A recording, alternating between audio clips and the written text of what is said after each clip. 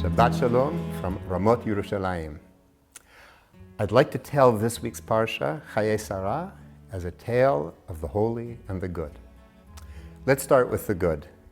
And for the purposes of this Dvar Torah, I'm going to define good as that which builds and strengthens relationships between people.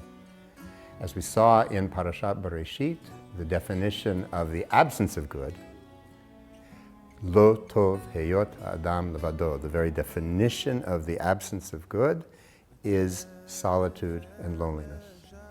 So conversely, good is defined as that which builds and strengthens relationships between people. And that is Rivka as we meet her in the beginning of the parasha. She reaches out to the stranger, she is kind, she goes above and beyond in her relations with other people and the things she does for other people. So there's the good. When we first meet Yitzchak in our parasha, he's out in the field, he's davening, he is the holy. And the progression of the story in our parsha requires that these two forces, the very embodiments, the good and the holy, be brought together and find a proper relationship with each other. So let's see how it goes. The first encounter is not so successful.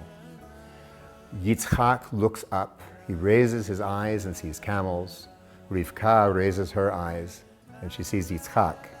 By juxtaposing these verses, as if the Torah is hinting to us that seeing people isn't Yitzchak's best thing. Rivka, on the other hand, also has a difficulty, and Rashi hints at this in his choice of words.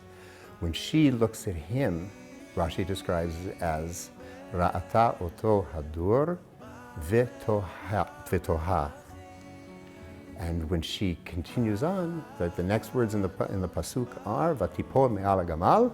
The obvious reading is she fell off the camel. The more reliable English translations translate it as she alighted from the camel. But Rashi goes in a different direction. He explains Vatipol me'al gamal as Hishmita atzma, Hishmita et atzma la'aretz, that she slid herself towards the ground. Now what's interesting here is that both of those verbs that Rashi chooses have double meanings. Toha, the primary meaning is to be astonished, but the secondary meaning is to lay waste. It's astonishment to the point of devastation, as in the phrase tohu vavohu. And the word hishmita, its primary meaning is a jerking movement sideways or downwards, but its secondary meaning is negation. We let a field lie fallow, mashmitim et hasadeh, in the Shemitah year. We forgive a debt, and it's also shmitat ksafim.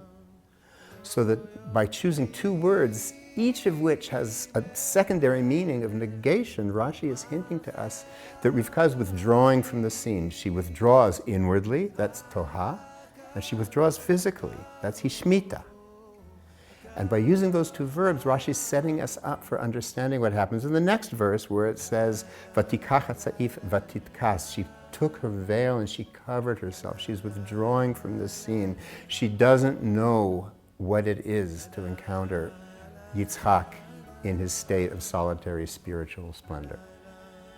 But the plot moves on, and within two verses, they have come together. Yitzchak brings Rivka into his mother Sara's tent.